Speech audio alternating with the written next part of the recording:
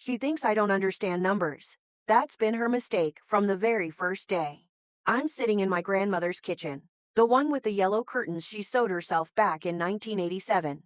And I'm watching my Aunt Roberta smile at me over a cup of coffee like she hasn't just spent 6 months trying to steal a $500,000 house out from under a woman who raised 4 children alone and never once asked anyone for help.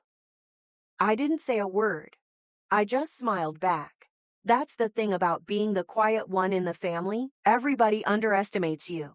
They think because I don't raise my voice, because I don't slam doors, because I sit in the corner during holiday dinners with my plate and my polite nods, that I'm soft, that I'll roll over. Roberta has spent my whole life treating me like furniture, something to step around on her way to whatever she actually wants. And what she wanted, it turned out, was my grandmother's house. Let me back up, because you need to understand exactly how this started, and exactly how close she came to getting away with it. My grandmother, Eleanor, is 84 years old. Sharp as a tack most days, though the last year had been harder on her, a small stroke in the spring that left her needing help with things she used to do without thinking. Paying bills, managing prescriptions, driving herself to appointments. So when Roberta volunteered to step in as her caretaker, the whole family breathed a sigh of relief. Roberta didn't have a job at the time, convenient, in hindsight, and she lived 20 minutes away. It made sense. Nobody questioned it. I certainly didn't, not at first. I should tell you something about myself before we go further, because it matters for what comes next. I'm a forensic accountant. Have been for almost a decade now. I spend my professional life finding the places where numbers don't add up, where someone thought nobody would look closely enough to notice the gap between what's claimed and what's true. It's a skill that makes me very good at my job, and, as it turns out, very dangerous to underestimate. The first crack appeared on a Tuesday in March. I'd stopped by to drop off groceries, something I did most weeks. No fanfare. Just love in the form of grocery bags, and I found my grandmother sitting at the kitchen table with a stack of papers in front of her, looking confused in a way that scared me. Not confused like she'd lost her train of thought. Confused like she was looking at something that didn't make sense and couldn't figure out why. Roberta said I need to sign these. She told me. For the house, something about taxes. I picked up the papers. And here's where I need you to understand something about quitclaim deeds, because it's the hinge this entire story turns on. A quitclaim deed doesn't sell a house in the traditional sense. It transfers ownership, often without any of the protections a normal sale would include: no guarantee of clear title, no formal appraisal requirement, nothing that forces a third party to look closely at whether the transfer makes sense. People use them between family members for legitimate reasons all the time.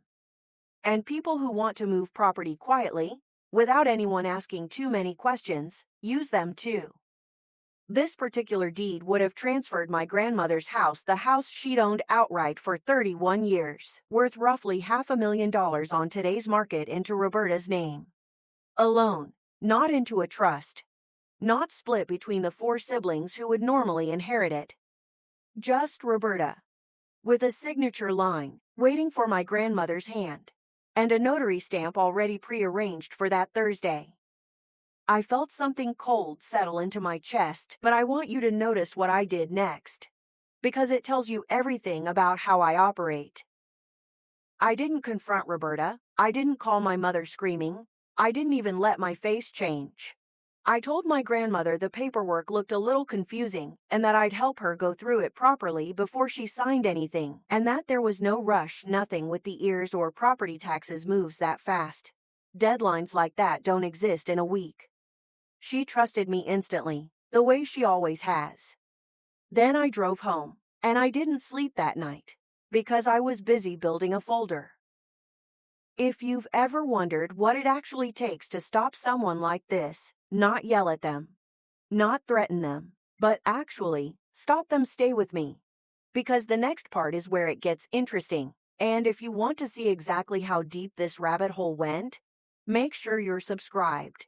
Because part 2 is where the real reckoning begins. That first folder started small. A photo of the deed, taken on my phone before I left the house that day. The pre-filled notary date circled in my mind even before I circled it in red ink. A note with the date and time of the conversation, written the way I write working papers for a fraud case, because that's exactly what my instincts told me this was becoming. Over the following weeks, I didn't change anything about how I behaved around Roberta. I still hugged her at the door. I still asked about her kids. I still let her believe that I was the harmless niece who did spreadsheets for a living and stayed out of family business. Conflict has never been comfortable for me. I'd spent years avoiding it, smoothing things over, being the one who kept the peace at Thanksgiving when my mother and Roberta started in on each other about old grievances. But somewhere in that kitchen, looking at that deed, something in me reorganized itself. I wasn't going to yell my way to a solution. I was going to build one, fact by fact, document by document, until there was no room left for Roberta to maneuver. I started visiting more often, always with a reason: groceries, a doctor's appointment, helping with the garden. Each visit, I looked a little closer. I found the mail Roberta had been managing. I found that several of grandmother's property tax statements had been redirected to Roberta's address months earlier, under a change of correspondence request that grandmother swore she never authorized. I found a folder of bank statements showing withdrawals, not enormous ones. Nothing that would trigger an immediate alarm, but steady, recurring, the kind of slow bleed that adds up to tens of thousands of dollars if nobody's watching closely enough. Nobody had been watching closely enough. Until now. I want to pause here and tell you something important, because I think it's the part people miss when they imagine confronting a manipulator in their own family. The temptation to explode is enormous.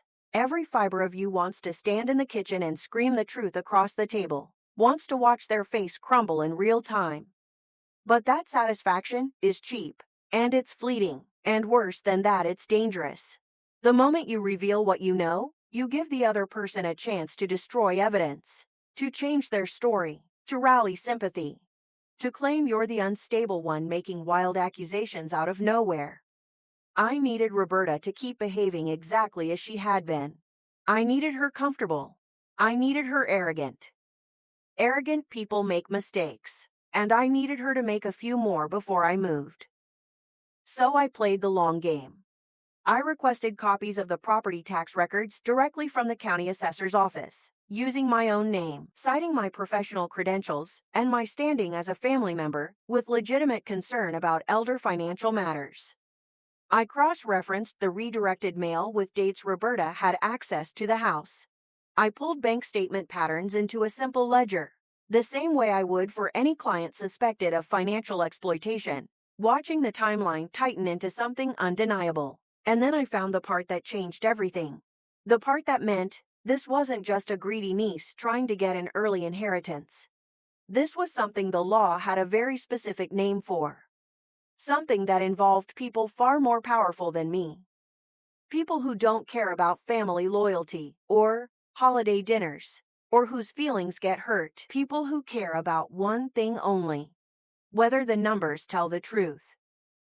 That's where I'm going to leave you for now. If this kind of story gets your blood up, the quiet ones finally showing their teeth, drop a comment telling me what you'd have done in that kitchen. Because I read every single one, and let me tell you, some of you have better instincts than half the auditors I've worked with. And if you want to be there the second part 2 goes live, hit subscribe now, because what happens next involves a knock on Roberta's door that she never saw coming. And it doesn't come from me. The knock came on a Wednesday morning, and I wasn't even there to see it. I heard about it secondhand, the way you hear about earthquakes from people who felt the ground actually move. By the time I'd finished building my case, I had something far more powerful than suspicion. I had a paper trail that told a complete story, start to finish, the way a good forensic file always does. The redirected tax statements, the pattern of withdrawals, the predated notary appointment for a quitclaim deed that would have stripped an 84-year-old woman with documented cognitive decline of her only major asset, transferring it to a single family member with no compensation, no oversight, and no explanation that held up under even gentle scrutiny. Here's the thing I knew that Roberta didn't. Elder financial exploitation isn't just a family matter you can smooth over with an awkward Thanksgiving conversation. It's a crime in every state in this country. And depending on how the money moves, it can pull in players Roberta never expected to hear from Adult Protective Services, the State Attorney General's Elder Abuse Unit, and, yes, the tax authorities, because here's a detail most people don't think about until it's too late. Property transferred under a quitclaim deed still has to be reported. Income generated from siphoned funds still has to be accounted for. And once you start moving money in patterns that look like concealment, you don't just risk a family rift, you risk an audit. I didn't go to the police first. I want to be honest about that, because I think people expect this story to open with sirens and handcuffs, and that's not how it works in real life. I went to an elder law attorney, a woman named Patricia, who'd spent 25 years handling exactly this kind of case, and I laid my folder out on her desk the way I would for any client. She went quiet for a long moment, flipping through the bank statements, the redirected mail records, the deed with its conveniently prearranged notary date. "This is textbook," she told me. And it's worse than textbook, because she was sloppy about it. Patricia explained what I already suspected, but needed confirmed by someone with the authority to act on it. The withdrawals Roberta had been making weren't just ethically questionable, several of them had never been reported as gifts, as required by law once they crossed certain thresholds. And the property tax correspondence redirect, combined with Roberta's claim to a homestead exemption on a property she didn't yet legally own, had already created a discrepancy serious enough to draw attention on its own, completely independent of anything I'd found. In trying to set up her theft quietly, Roberta had accidentally filed something with the county that didn't match what the state had on record for my grandmother's primary residence. She'd gotten greedy and impatience leaves fingerprints. Patricia filed a report with Adult Protective Services that same week. She also recommended, given the financial irregularities, that the matter be flagged for the state's tax fraud division, since the homestead exemption claim alone was enough to trigger a formal review. I want to be clear that I didn't orchestrate the tax investigation directly. I'm not that powerful. And frankly, I didn't need to be. I just made sure the truth was sitting in front of people whose entire job is finding exactly this kind of pattern. Once they started looking, they didn't stop at the deed. They went backward through 18 months of financial activity, and what they found didn't just confirm what I already knew. It went further.